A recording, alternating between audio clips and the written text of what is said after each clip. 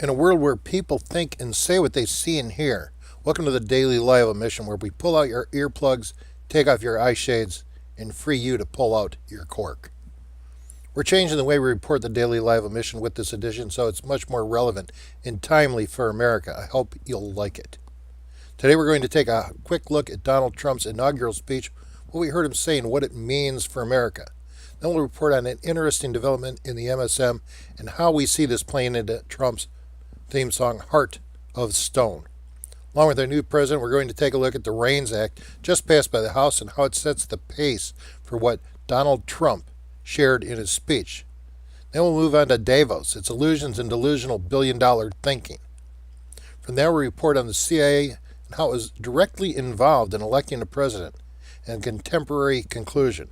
From there, we'll report on the continuation of fake polling by the frustrated yellow journalism, the fake news broadcasting MSM, before we wrap it up with our Monsanto moment.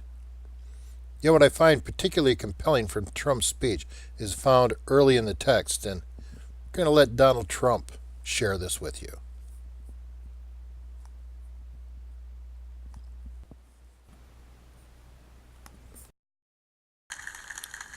Today's ceremony, however, has very special meaning because today we are not merely transferring power from one administration to another or from one party to another, but we are transferring power from Washington, D.C. and giving it back to you, the people.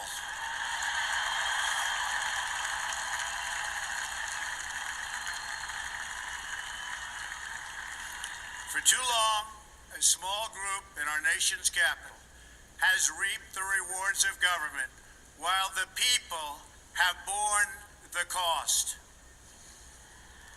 Washington flourished, but the people did not share in its wealth.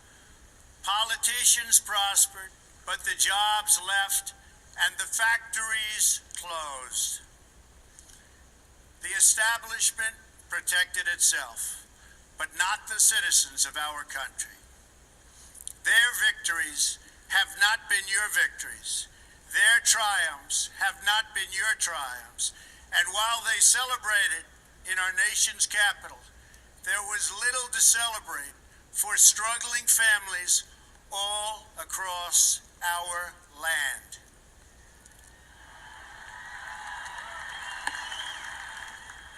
That all changes starting right here and right now, because this moment is your moment. It belongs to you.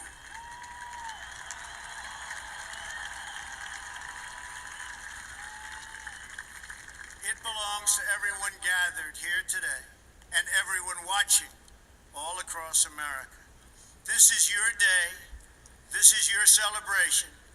And this, the United States of America, is your country.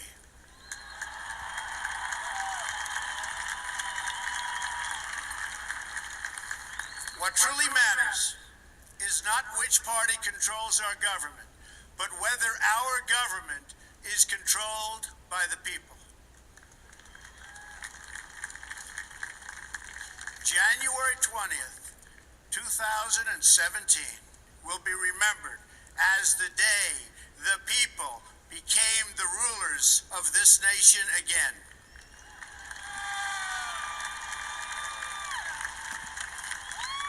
That's what I'm talking about. Trump and the people ruling the government again.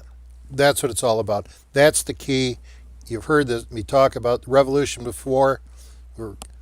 We've gone from the first stage. We're entering the second stage now, and it's critical that we change the system from a government that rules to a government where the people rule the government. It's the only way to avoid the third and most violent stage of a revolution. But let's continue on here. You know, when we review this final line in conjunction with the Trump's administration embrace of Senator Rand Paul and its thoughtful legislation, I want to share with you the content of Senator Paul's REINS Act legislation that was passed by the House on the 6th of January, because this is the first step in breaking this chart up of how laws are currently sold in America today and ends the imperial presidency.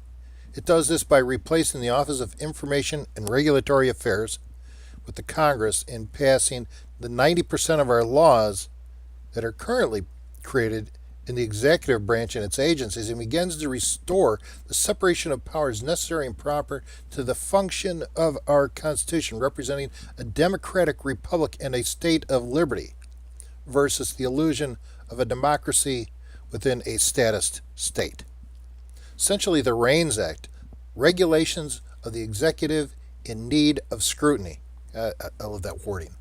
Transfer the law-making powers usurped from the Congress to the executive branch over the years via the necessary but not necessarily proper clause, and restores the law-making powers of Congress. And the Congress is the place of the people within our government.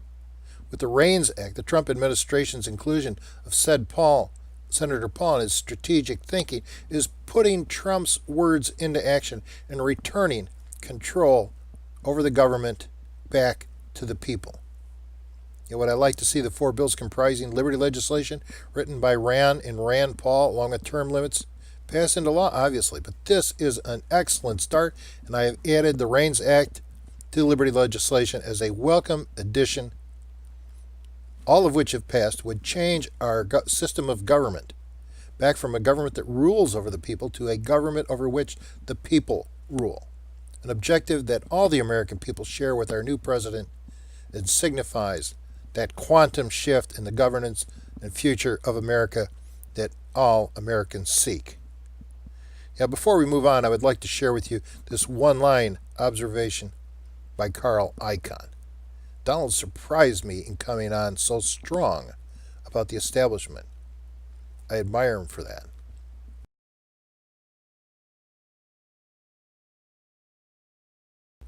This brings us to our next focus, Donald Trump's choice of a theme song at the beginning of his inauguration, the Rolling Stones' Heart of Stone. If there was ever a bow shot across the establishment ship, this was it. It's Trump telling them he's not taking prisoners. So if they think they can play with him, they've got another thing coming. And those who have stepped too far over the line, well, you can run, but you cannot hide. This goes back to the earlier expose broadcast here on the Daily Live Omission as to the Podesta brothers and everything they stand for.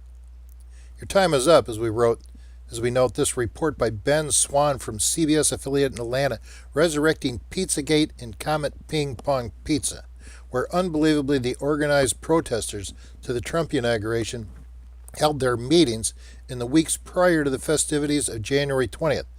The highlights of the details contained in our last report.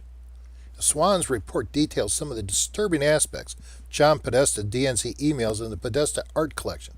It points out that not one governing agency has done any investigation of any kind. Not the DC Police, the FBI, the Congress, Secret Service, CIA, NSA, nobody. Nothing. Yet. Nada. Leaving the door wide open for an investigation. And this from an MSM affiliate. So it seems Pizzagate is open and vulnerable to an investigation as a wide crack has appeared in the shield of illusions that have protected the establishment that Donald Trump references in his speech. So we look forward to a thorough investigation by a heart of stone. No quarter.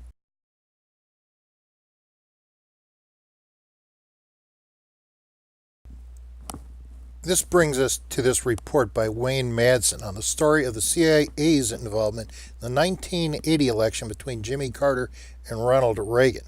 I didn't even know this, and I kind of pride myself on this, and so Wayne Madsen's the best. He's the best.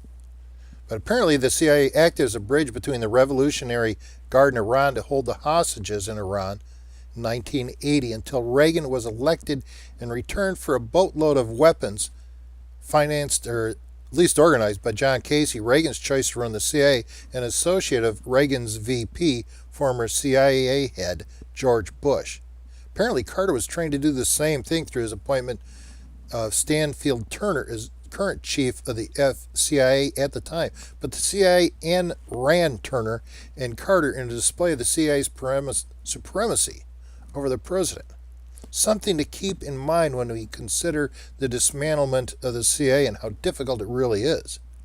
and how entrenched they really are and how much they control things, and highlights the need to return all the constitutional powers of the Congress back to the Congress, where at least we, the American people, have a fighting chance, as well as dismantling the CIA and throwing it to the four corners upon the winds.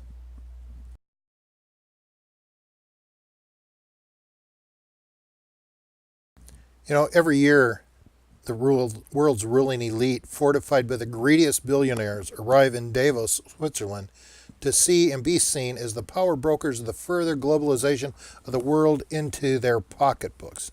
This year has been no exception, save for the world is starting not to cooperate, which they blame on populism as if it is a bad thing. Imagine the people of the world rising up against these cretins of greed over their hijacking of as much wealth they can stuff down their guts.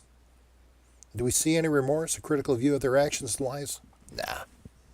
All we see is a continuation of what has first been tried in India by the new PM Modi, to remove all cash from the people under the pretense that this will end the only function of cash, which is to facilitate crime, the drug trade, and its immorality.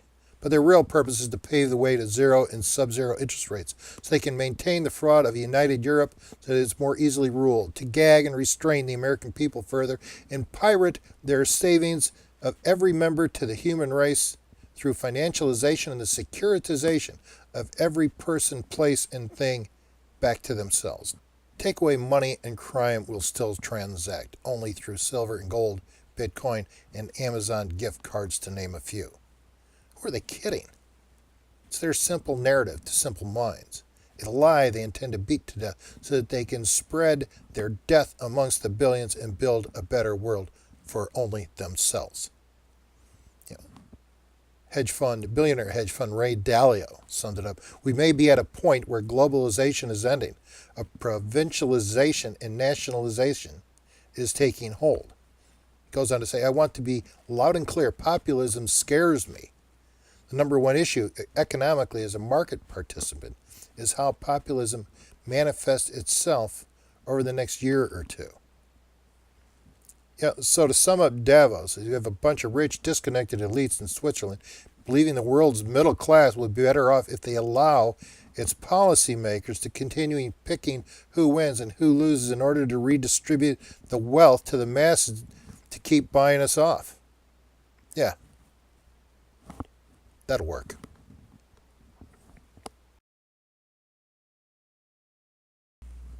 Now on to this recent ABC Washington Post Trump poll showing that Donald, the lowest rated president going into office in recent memory. But just as the MSM lied and connived during the election, they are still conducting meaningless polls by stacking those polled once again, as we see here in the details released with their poll. Republicans once again make up less than 25% of those polled, with the CNN practicing the same tired manipulation. Fake news? You bet. Where does it stop? American people, change the channel. Get your news from the blog. Dial into the daily live emission and tell your friends to do the same. Cut them off. No more viewers, no more advertising dollars. That'll solve it. Vote with your feet, vote with your vote with your thumb, your finger. But vote, America. Keep on voting. Put them down.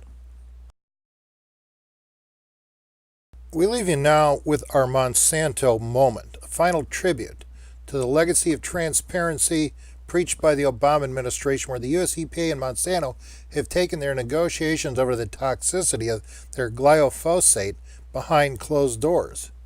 Again.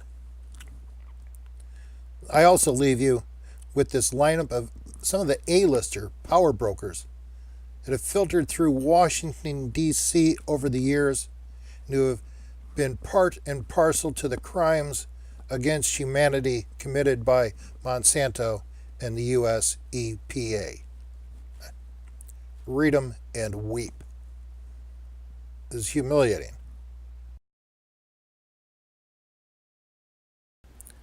Here's a last-minute news flash. Donald Trump storms and takes over the CIA. Unbelievable. You've got to watch this. We'll post it on our Facebook. We'll post it on our blog at Electing New Congress.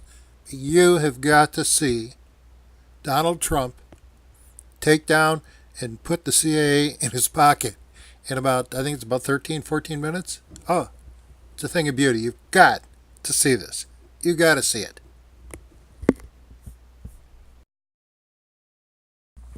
This concludes this episode of the Daily Lie of Omission. If you would like to know more, please subscribe to our program here on YouTube. Visit our websites at www.scienceofliberty.us and electingnewcongress.com, where you can read the text of this broadcast and links to it that go beyond this broadcast due to time constraints. And you can also read about liberty legislation in the first 42 pages of the Science of Liberty for free. Also, if you want to get the daily news reports, the Daily Lie of Omission, please go and like our Facebook site at Electing New Congress, where we post daily the news you would otherwise miss, and which mainstream media and our rulers would rather you not hear and see. Please share with your friends and family and ask them to do the same. If we as Americans work together, no one being can stand in our way to restore political liberty to America and through it restore our personal freedoms and to be and attain our highest dreams. Thanks for watching. I'm your host, William W. Faywell. Surf's up, America.